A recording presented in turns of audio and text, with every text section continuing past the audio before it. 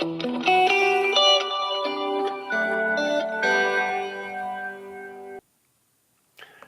Bible almost made me stop believing in God, but the Shroud of Turin made me question my skepticism. Hello, friends.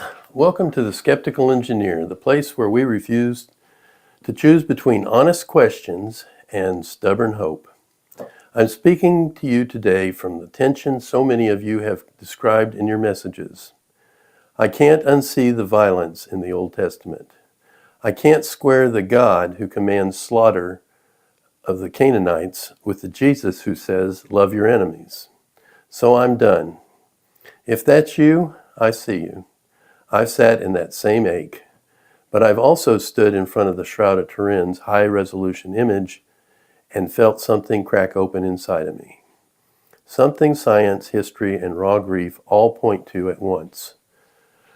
Today, I want to hold the two truths that feel like opposites and refuse to let either one of them go. Let's walk this paradox together. First, the Bible's humanity. Think of it as a family scrapbook, compiled over centuries. Genesis 1 through 11 is ancient Near Eastern poetry, wrestling with why is the world so broken. The conquest narratives in Joshua, written centuries later to give a traumatized people a story of divine favor when they felt like history's losers. The laws in Leviticus, a tribal constitution for a Bronze Age theocracy, complete with rules about slavery that sound barbaric to us, because they were written by and for people whose moral imagination was still forming. The New Testament is no cleaner. Paul tells women in Corinth to keep silent in church, a culturally conditioned instruction that later generations turned into eternal hierarchy. The book of Revelation, apocalyptic resistance literature coded so Roman authorities wouldn't understand it. Every page bears the fingerprints of its time. And yet, that messy, biased, evolving library somehow carried ethical monotheism across the millennia. It kept alive the outrageous idea that every human being bears God's image. It pointed forward like a broken compass that somehow still finds true north in the person of Jesus. So yes, deconstruct, read with historical honesty. Notice the progression from eye to eye to turn the other cheek. Notice how the prophets slowly pry open Israel's tribal God concept until it explodes into the universal love on a Roman cross. The Bible is not divine dictation dropped from heaven. It is the record of a relationship, messy, two-sided, growing. Now enter the shroud, a 14-foot linen cloth bearing the front and back image of a man who was brutally scourged with a Roman flagrum over 120 lashes, crowned with thorns, nailed through the wrists, not the palms, speared in the side, and then wrapped in the cloth exactly as the Gospels describe. Science has been merciless with this cloth for 50 years. 1978 STURP team, scientists from NASA, Los Alamos, Caltech, etc., concluded the image is not paint, not dye, not scorch. It resides only on the outermost 200 to 600 nanometers of the flax fibers, thinner than a human hair. It encodes three-dimensional distance data.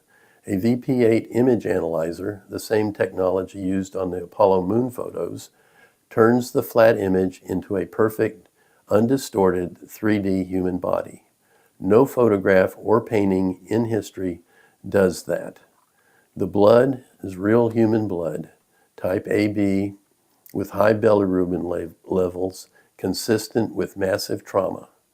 Under UV light, you see perfect serum separation rings around every wound, exactly what happens when blood clots, then separates. The blood was on the cloth before the image was formed. There is no body image under the bloodstains. Pollen and limestone dust, species found only around Jerusalem and the Dead Sea. Dating, The 1988 carbon-14 test said it was from 1260 to 1390 AD, but the sample came from a corner repaired in the 16th century after a fire damage.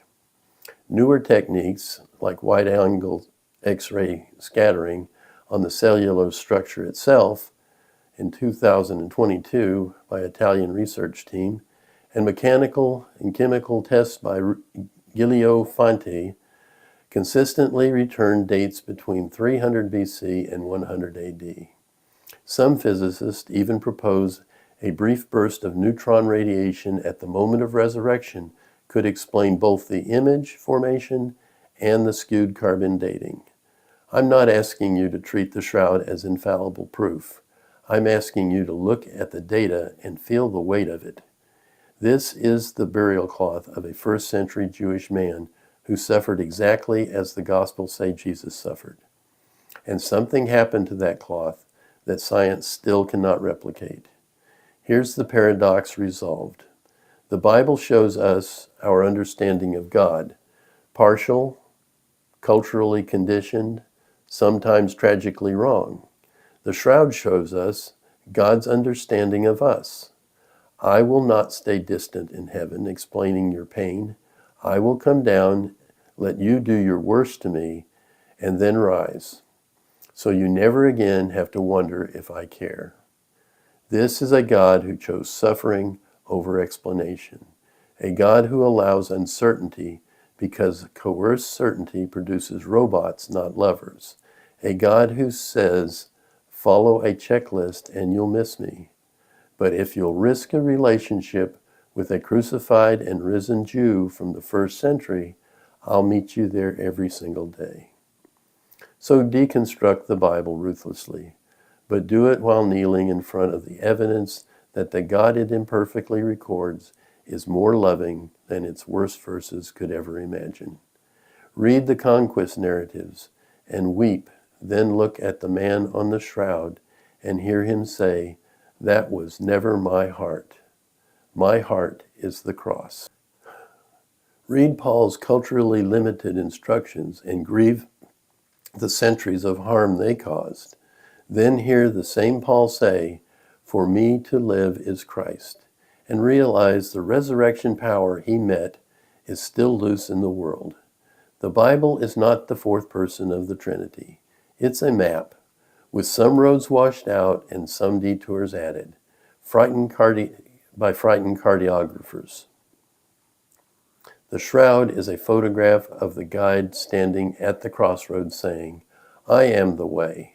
I've walked through death itself to walk with you. Take my hand, friends. If you're deconstructing, don't stop halfway. Keep going until you reach the empty tomb. Keep going until you meet the God who refuses to be contained in any book, even the good one, because he wants to be known in the terrifying, beautiful freedom of relationship. You are not alone. Death does not have the final word, and the God who loves you is far better than the worst things ever said about him in Scripture. If this resonated with you, share it with someone who's walking away. Drop a review, join the conversation in the comments, and next week we'll talk about how to read the Old Testament without losing your faith or your mind. I'm Tom, and this is the Skeptical Engineer. Until next time, keep looking at the man on the cloth. He's looking back at you with love. Until then, remember the same God who left his image on the burial cloth is still writing his image in your life today. I left a link in the description that goes through the evidence for and against the Shroud of Turin. Watch and make up your own mind. I also left a high-resolution image of the face on the shroud. Have a blessed day.